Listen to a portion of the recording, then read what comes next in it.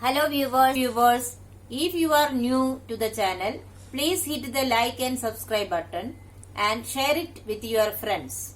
Also, click on the bell icon so that you get the latest information about the videos that are uploaded. Hello students, welcome back to the new video. In this video, we are going to continue the ongoing chapter number 16, Water, a Precious Resource. In today's session, we will discuss about the availability of water on the earth's surface and also the forms of water. Now, let us discuss how much water is available on the earth's surface. Although there is plenty of water on the earth, 98% of it is saline water of the oceans.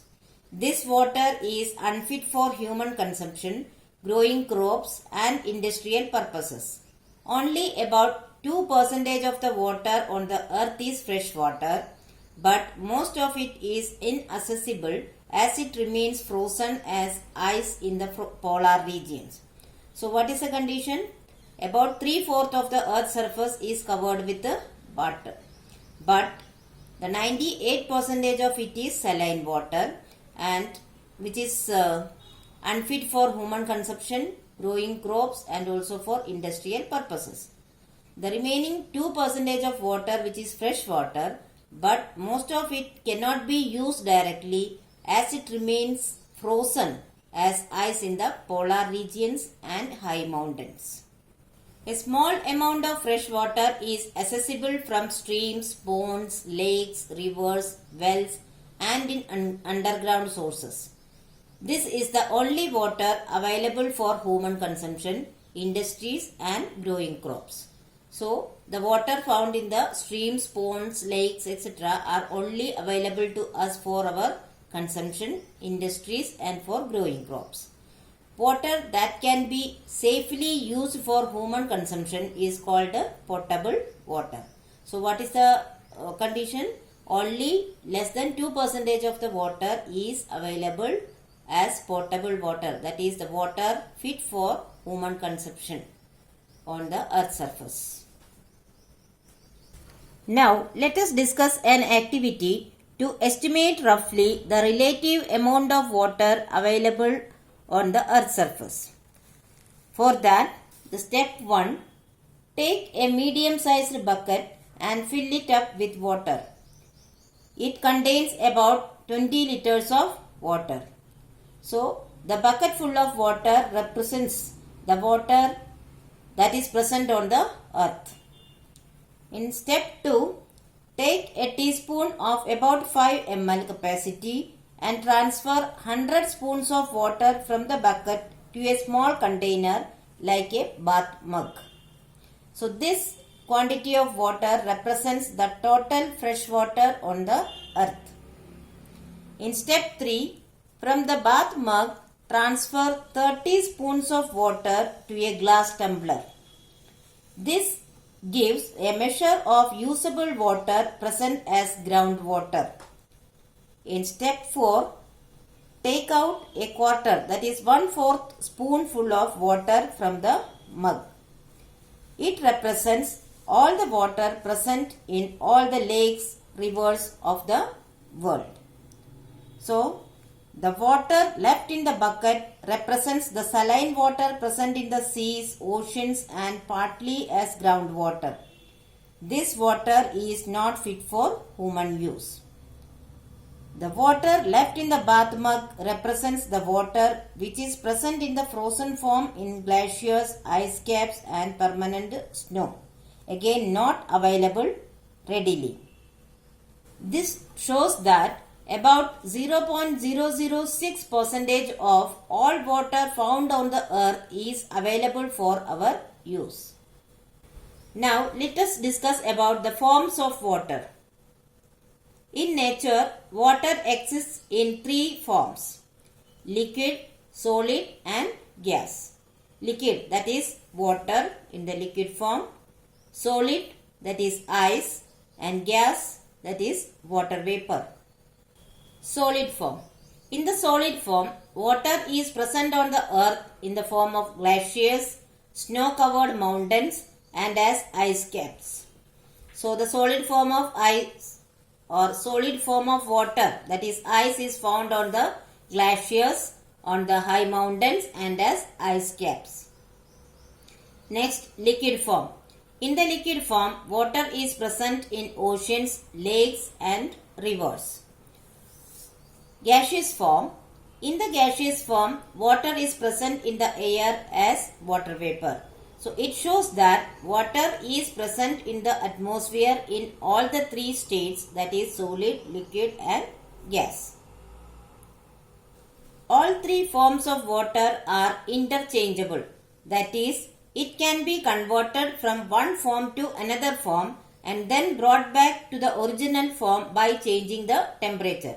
So the forms of water are interchangeable. What does it mean? By changing the temperature of any forms of water, we can get back the other form. Ice starts melting at 0 degree Celsius. This is called the melting point of ice. However, if water is cooled, it changes to ice at the same temperature. Therefore, the freezing point of water is also 0 degree Celsius. So, you all must be knowing that ice starts melting at a 0 degree Celsius. This is the melting point of ice. Similarly, the water changes into ice at the same temperature, that is at 0 degree Celsius only. Therefore, we can say that the freezing point of water is also 0 degree Celsius. Water changes to water vapor at all temperatures. This is called evaporation. That is why perspiration dries up at room temperature and wet clothes dry up even in shade.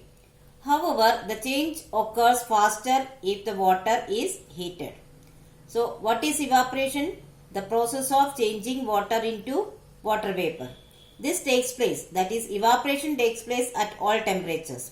That is the reason we can get our clothes dry up even we keep it in a shade. But it will be a slow process.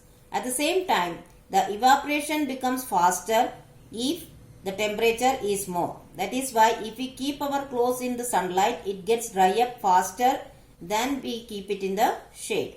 Similarly, the evaporation occurs faster if the water is heated. Water starts boiling at 100 degrees Celsius. This is known as the boiling point of water. At this temperature, water changes rapidly to steam. When steam is cooled, water is formed. This is known as the process of condensation.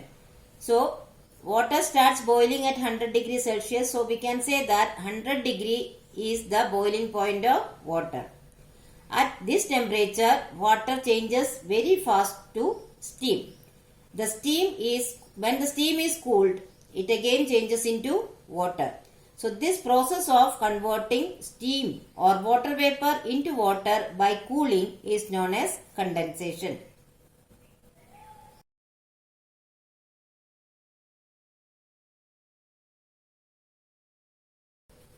Now, let us discuss what is water cycle.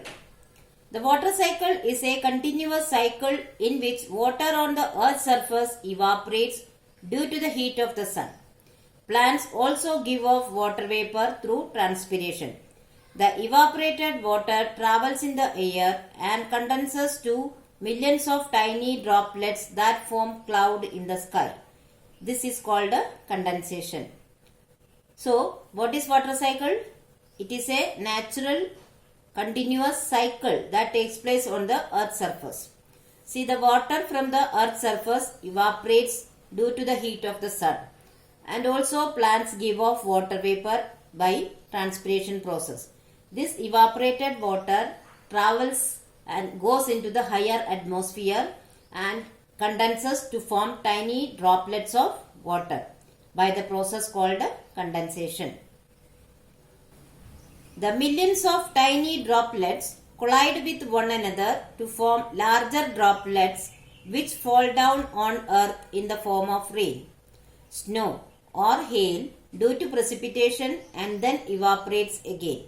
This process repeats again and again and is a never-ending cycle. This cycle is also known as the hydrological cycle. The water cycle ensures the availability of water for all living organisms and regulates the weather pattern on the earth.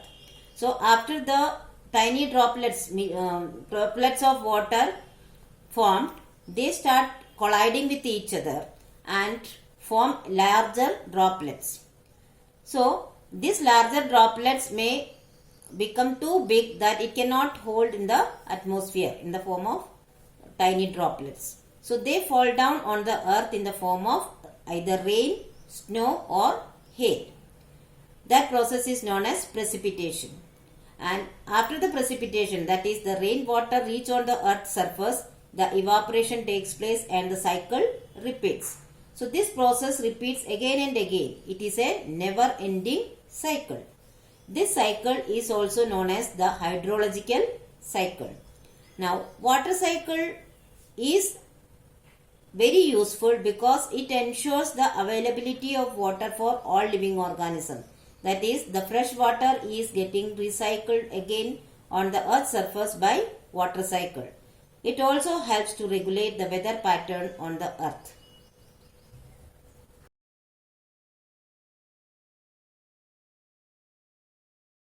So students, I hope you have understood the topics very well.